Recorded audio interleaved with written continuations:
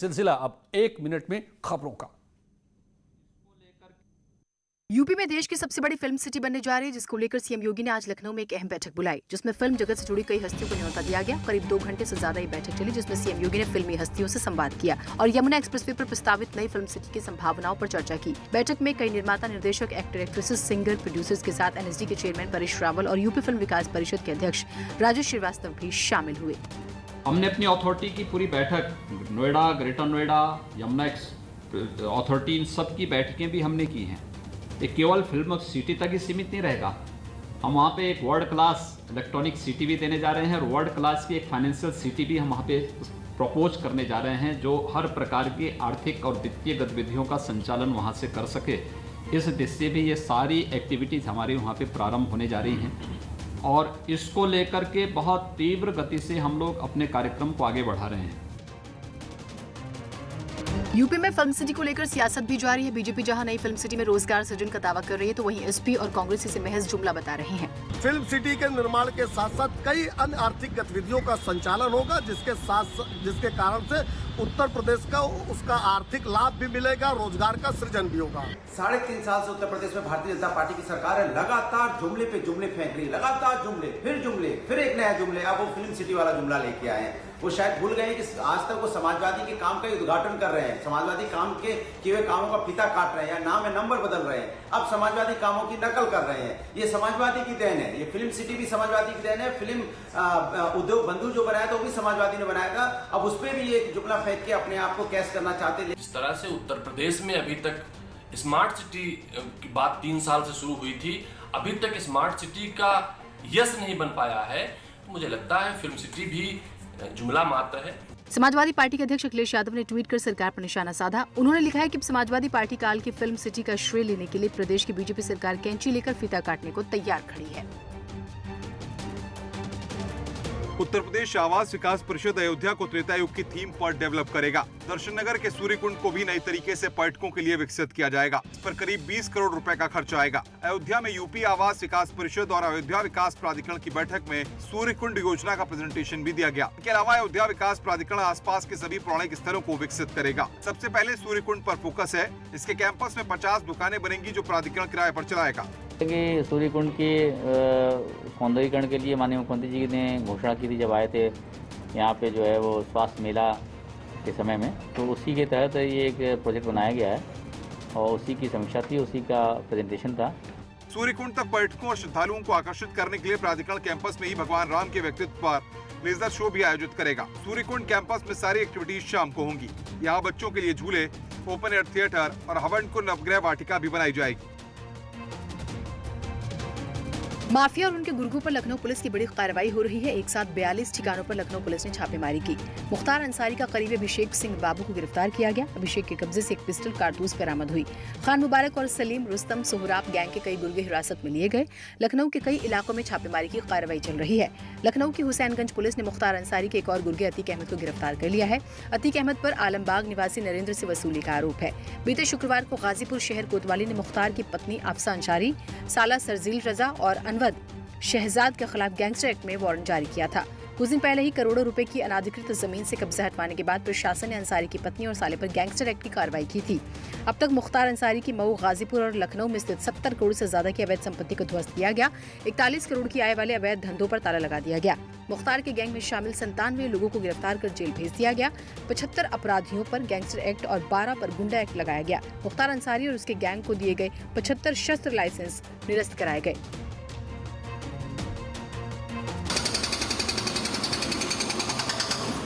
बाहुबली और पूर्व सांसद अतीक अहमद के खिलाफ एक और बड़ी कार्रवाई आज की जा रही है। अतीक के एक मकान पर भी आज सरकारी बुलडोजर चला।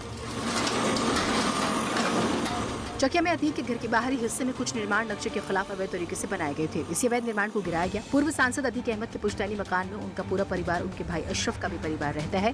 पीडीए, पुलिस और प्रशासनिक अमला बाहुबली अतीक अहमद के पुश्तैनी मकान में कुछ हिस्से को गिराने के लिए पहुंचा। सबसे पहले अतीक अहमद के घर का गेट तोड़ा गया। इस दौरान कई थानों की पुलिस फोर्स के साथ पीएसी भी घर में मौजूद थी। चकिया स्थित अतीक अहमद का पुश्तैनी मकान काफी बड़े एरिया में बना हुआ है, जिसकी लागत करोड़ों में बताई जाती है।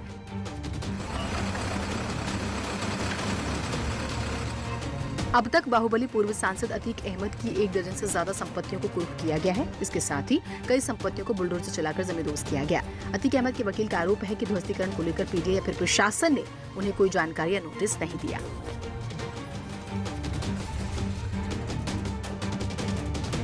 अतीक अहमद के ड्रीम प्रोजेक्ट कहे जाने वाले कोल्ड स्टोरेज को डायनामाइट लगाकर रिमोट के जरिए बारूद से उड़ाने की तैयारी की जा रही है। ये काम एक्सपर्ट्स की निगरानी में कराया जाएगा।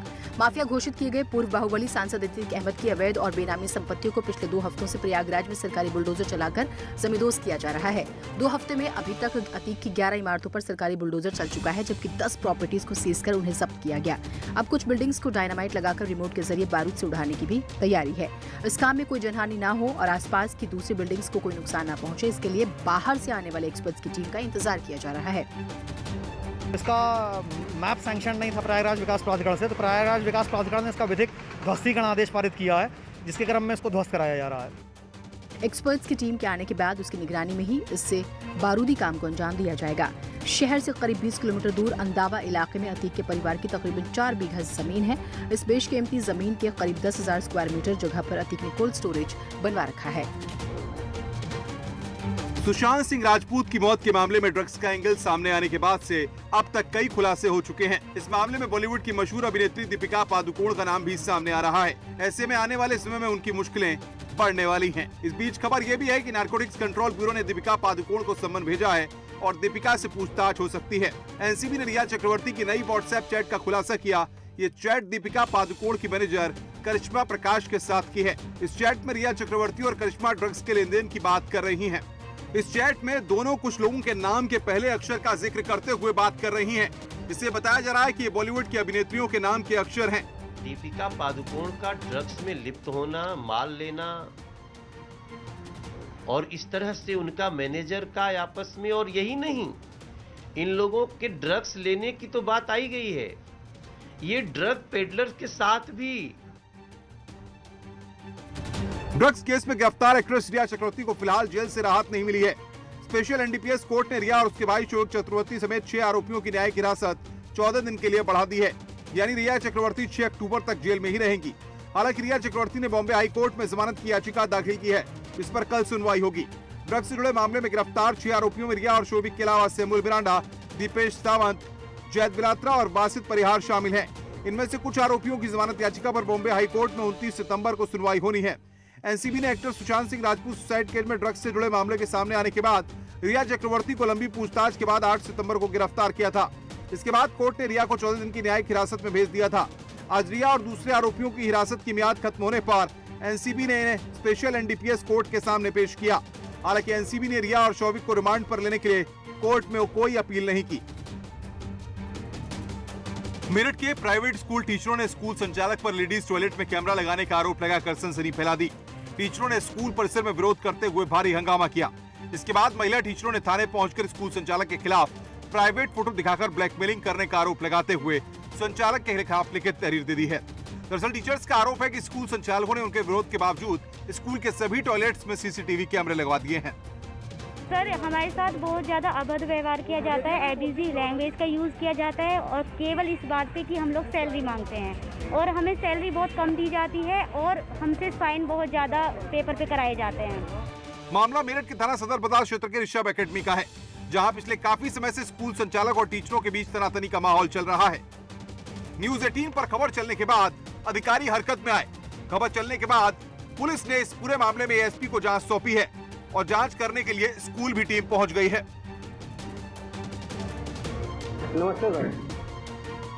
कानपुर में न्यूज 18 की खबर का बड़ा असर हुआ है। गालीबाज दरोगा अनंत पांडे को लाइन हाजिर कर दिया गया है। डीआईजी ने गालीबाज दरोगा पर कार्रवाई की है।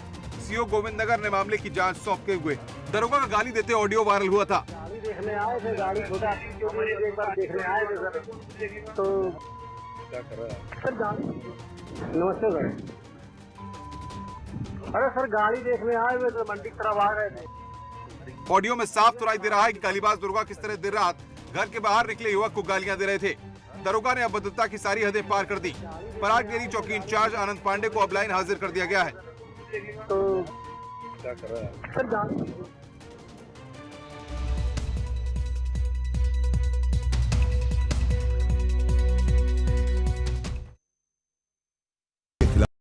जारी जंग में आप दीजिए हमारा साथ। देखते रहिए मारो राजस्थान। न्यूज 18 इंडिया आपका पसंदीदा नेशनल न्यूज चैनल उपलब्ध है टाटा स्काई के चैनल नंबर 519 और एयरटेल के चैनल नंबर 318 पर। कोरोना की हर खबर देखते रहिए न्यूज 18 इंडिया पर। घरों से शहरों तक की हर पल की हर खबर न्यूज 18 के रिपोर्टर पहुंचाते हैं आप तक, ताकि तेजी से फैलते कोरोना की मिले आपको फास्ट अपडेट। देखिए यूपी एक्सप्रेस 100 सिर्फ न्यूज 18 उत्तर प्रदेश उत्तराखंड पर। हर गांव देखेगा, हर शहर देखेगा, खबरों का शतक, कोरोना से प्रदेश की लड़ाई की ताजा जानकारी रोज सुबह शाम। कोरोना 100 सिर्फ न्यूज 18 उत्तर प्रदेश उत्तराखंड पर। देश है लॉकडाउन, जनता है लॉकडाउन, पर उनकी आवाज बनकर कोरोना से जुड़ा हर मुद्दा उठाते रहेंगे। भैया जी हैं, पहचान गए आप? मैं सबके लिए क्लैप करता हूं। आप लोग ध्यान रख रहे हैं लोगों का। भैया जी कहें सिर्फ न्यूज 18 इंडिया पर। नाम अमीश देवगन, काम सच सामने लाना। आपने भी तो सियासत खेलने के लिए सब कुछ खेल खेला। सवाल तीखे मगर जरूरी भी। क्या आपने भी पॉलिटिक्स करी? मुद्दे जो आपसे जुड़े हैं, राय बेबाक, कोरी सियासत है। आवाज कभी कभी ऊंची कर लेते हैं। हम तो एक्सपोज करेंगे चाहे कोई भी हो, ताकि देश की सबसे बड़ी बहस में आपकी आवाज दब न जाए। देखिए आर पार अमीश देवगन के साथ। स्टूडियो से, सड़क से, उत्तराखंड के कोने कोने से, घर से बाहर हम निभा रहे हैं अपना फर्ज। हर खबर आप तक पहुंचाने की अपनी जिम्मेदारी। घर पर रहकर कोरोना के खिलाफ जारी जंग में आप दीजिए हमारा साथ। देखते रहिए अपना उत्तराखंड। परिवार सा है अपना देश, सभी हैं रिश्तेदार, कुछ पास कुछ दूर, कुछ सबसे कोसों दूर। रिवायत सी है सबकी खैरियत जानना, सबकी नजरों से ओझल हैं जो, उनकी खबर छानना। इसलिए देखता हूं न्यूज 18 इंडिया। पहुंचे वहां कोई न पहुंचे जहां, दिखाए वो कोई दिखाए न जो। अब तो घर में बैठना आसान नहीं है, पर सच ये भी है कि जान है तो ही जहान है। आप खामोशी से करते रहिए कोरोना पर वार। महाबहस में होगी सवालों की बौछार एविडेंस बेस्ड के आदेश पर, जिनको कोई मतलब नहीं। आप धोते रहिए अपने हाथ, एक भी सामने नहीं आया इसके खिलाफ जाकर खड़े हो रहे। मैं लड़ता रहूंगा सिस्टम के साथ। पुलिस जो काम कर रही है वो किसके आदेश पर? वो हमला कर रहे डॉक्टर पर। हम कमजोर नहीं पड़ेंगे, हम साथ साथ लड़ेंगे। महाबहस सोमवार से शुक्रवार रात 7:56 पर। कोरोना पर दिन भर 100 आंकड़े, 100 खबरें, 100 बातें, लेकिन रात 8 बजे सिर्फ 100 बात की एक बात। न्यूज 18 इंडिया पर। स्टूडियो से, सड़क से, राजस्थान के कोने कोने से।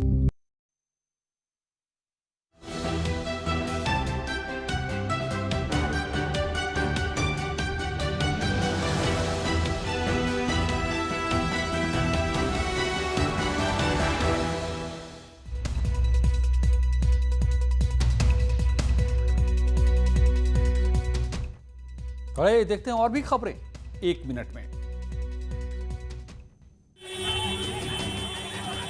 हरदोई में सड़क पर संग्राम हो गया। हरदोई में बीच सड़क पर मारपीट हो गई। मामूली बात पर युवक की पिटाई कर दी गई। हाईवे पर गांव के ही कुछ लोगों ने पीटा। पिटाई करने का वीडियो वायरल हो रहा है।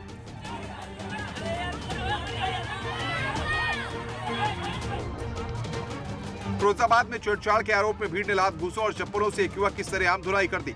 मौके पर पहुंची पुलिस ने आरोपी को हिरासत में ले लिया है। मामला उत्तर थाना इलाके के बंबा चौराहे का है। जहां भीड़ ने छेड़छाड़ की कोशिश कर रहे युवक को जमकर सबक सिखाया। भीड़ ने आरोपी युवक को पकड़कर लात घूंसों से जमकर पीटा। इतना ही नहीं, भीड़ में शामिल महिलाओं ने चप्पलों से अलग मार लगाई। आरोपी कई दिनों से युवतियों को परेशान किया करता था। काफी समझाने के बाद भी वो नहीं सुधर रहा था। आखिरकार पीड़ित युवती के घर वालों ने उसे ऐसा सबक सिखाया कि सब देखते रह गए। घटना की सूचना पर मौके पर पहुंची पुलिस ने आरोपी को हिरासत में ले लिया है और शिकायत के आधार पर कार्रवाई की है। हमीरपुर जिले में आज लाइव मारपीट के 2 वीडियो वायरल हुए हैं। एक वीडियो सुभाष बाजार का है, जहां किराने की दुकान में सामान खरीद को लेकर ग्राहक और दुकानदार के बीच में मारपीट हो गई। पहले कहासुनी हुई और देखते ही देखते विवाद इतना बढ़ गया कि मारपीट शुरू हो गई। स्थानीय लोगों का आरोप है कि पुलिस को कई बार बुलाया गया, लेकिन वो नहीं पहुंची। दूसरा वीडियो सदर बस स्टैंड का है,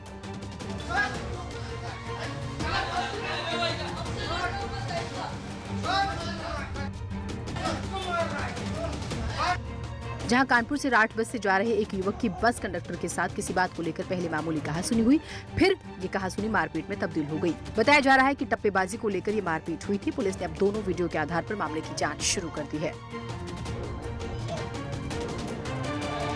झांसी में तमंचे पर डिस्को करना महंगा पड़ गया। तमंचे पर डिस्को करने वाले आरोपी युवक को पुलिस ने जेल भेज दिया है। जन्मदिन की पार्टी में डीजे पर डांस हो रहा था। आरोपी युवक डांस के बीच में तमंचा लेकर आया और लड़कियों के साथ डांस करने लगा। वीडियो वायरल होने के बाद पुलिस फौरन हरकत में आई और आरोपी युवक को गिरफ्तार कर लिया गया। मामला शाहजहांपुर थाना क्षेत्र के गांव कड़ावरा का है। यहाँ गांव में जन्मदिन की पार्टी में डीजे मंगवाया गया था। रात भर डीजे पर डांस हुआ, ऑर्केस्ट्रा पार्टी भी आई। जन्मदिन के बाद जैसे ही डीजे पर लड़कियों ने डांस करना शुरू किया, इसी दौरान एक युवक हाथ में तमंचा लहराते हुए स्टेज पर आ गया और डीजे पर डांस करने लगा। पुलिस का कहना है कि आरोपी मोनू राजपूत ने भतीजी के जन्म की खुशी में ऑर्केस्ट्रा पार्टी की थी।